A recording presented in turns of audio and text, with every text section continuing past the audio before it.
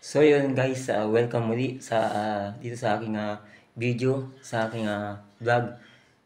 Dati po nung mga nakaraang o nung last year ay nag-trending o nag-viral yung sinigang sa corned beef. Ano? Yung nasa Delata. Yun ay nag-trending yung sinigang. Ngayon po ay tayo po ay may naisip tayo ay naka-invento yan ng adobo sa kamatis. Ano po yan?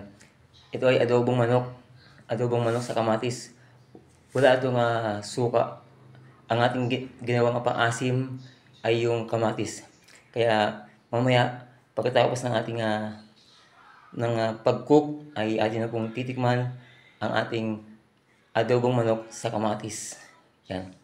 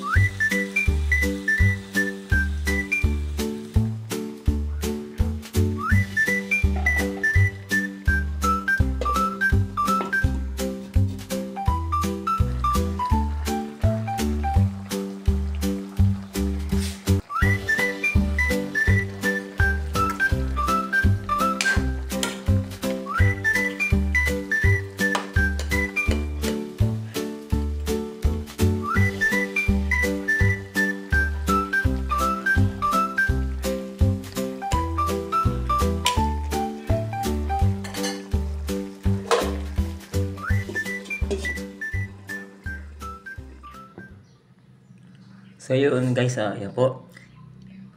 Yung ating finished product. Ito na po ang ating finished product ng adobo sa kamatis. Adobo manok. Yan.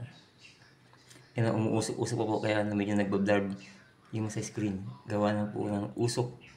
Yan. So atin na pong tikman. Ayan.